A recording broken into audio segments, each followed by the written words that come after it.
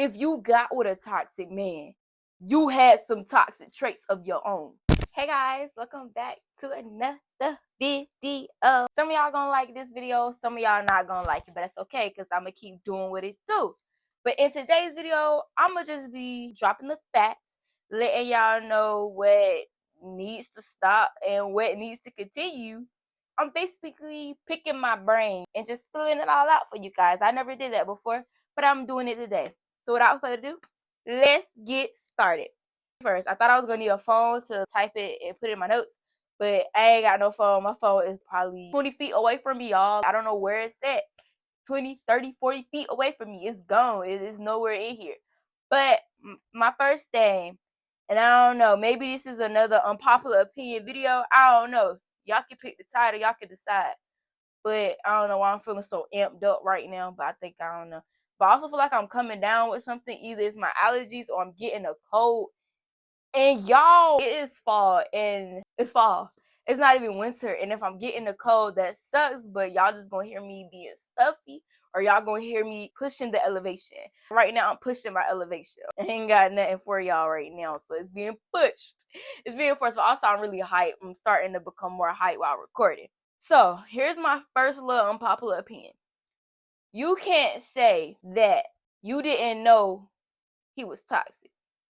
I know that's kind of, girl, what you mean? Maybe he was showing signs. Maybe, love is blind. Because it has been proven time and time again that if you got with a toxic man, you had some toxic traits of your own.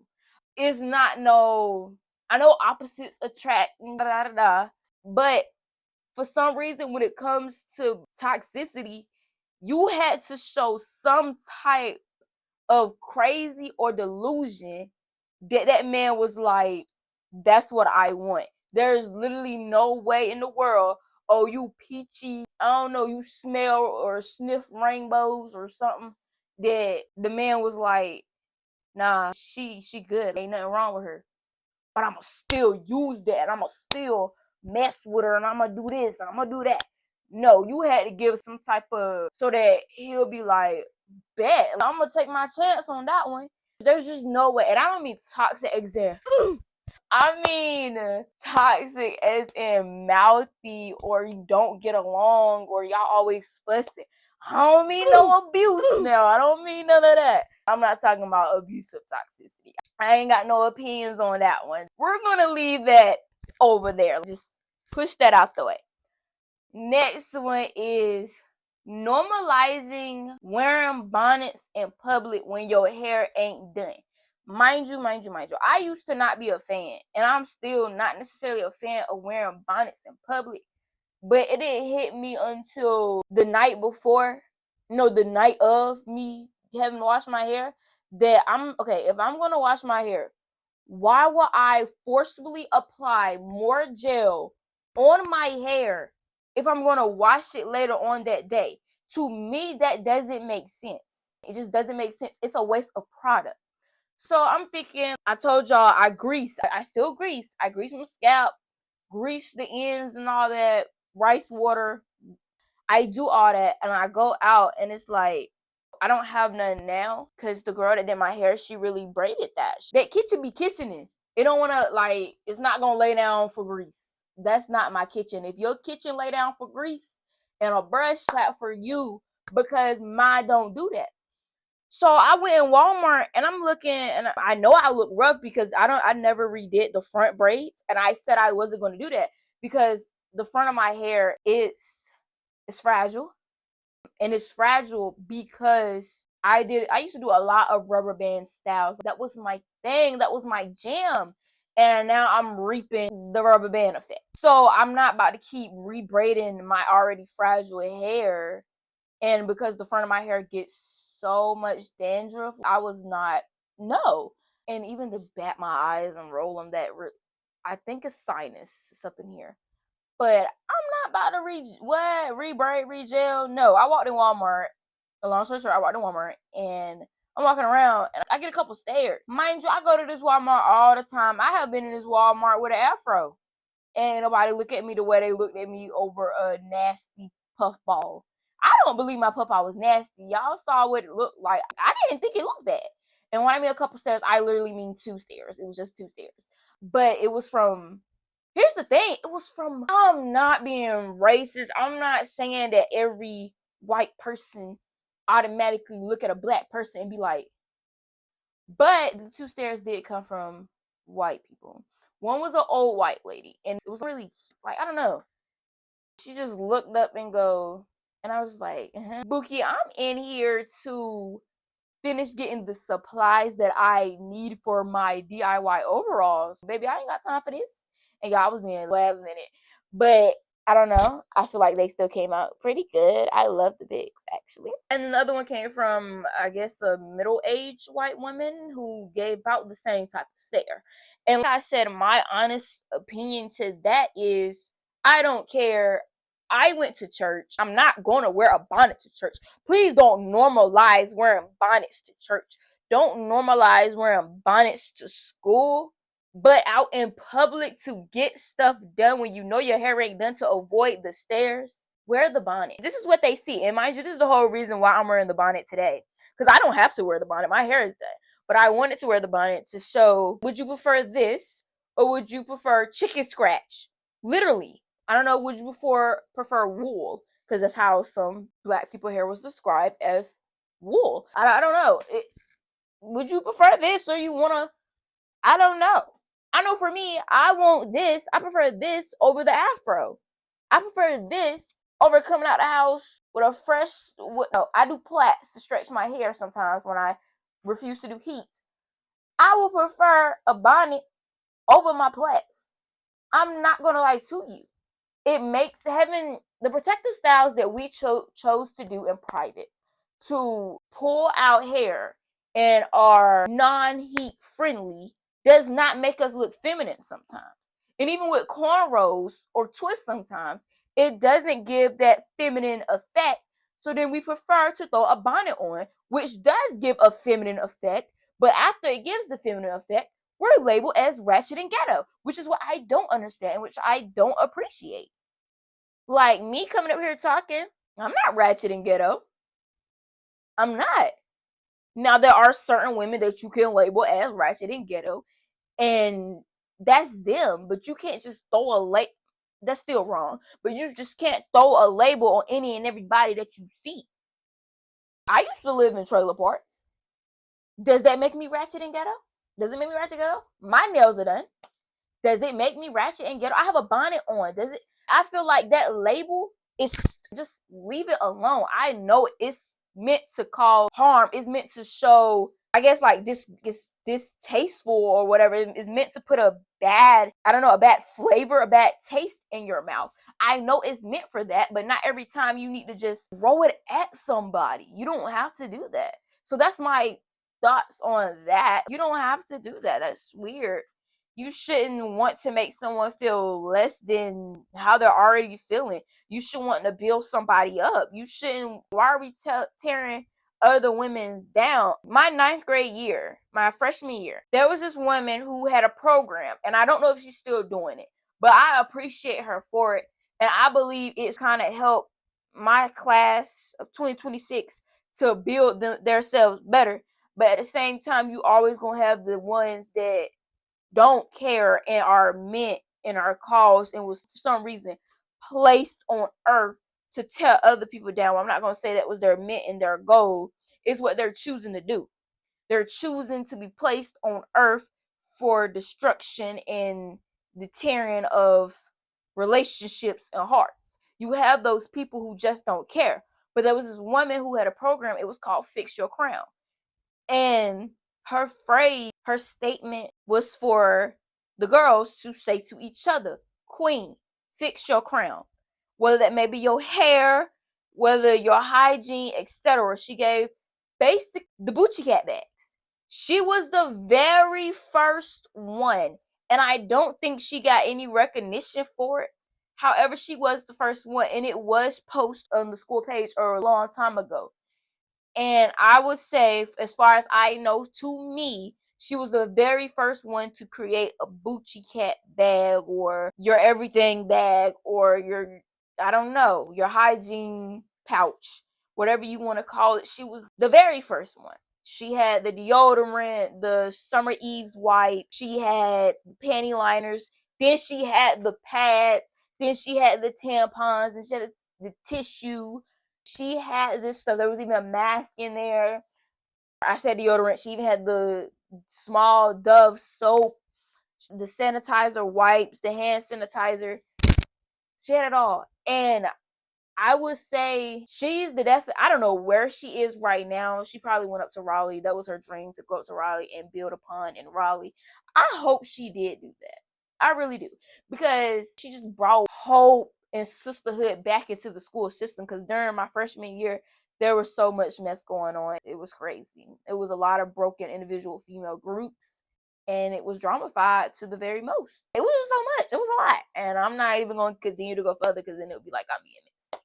But it was a lot. And most of it was just miscommunication and people going back and forth and adding people on their stories. And this was before I got Instagram. I didn't get Instagram till I think my sophomore year, January. I didn't get Instagram because I did it on purpose. I said get it New Year's. It was a New Year's or Christmas. I can't remember. But I avoided so much by waiting my sophomore year to get Instagram. I avoided so much.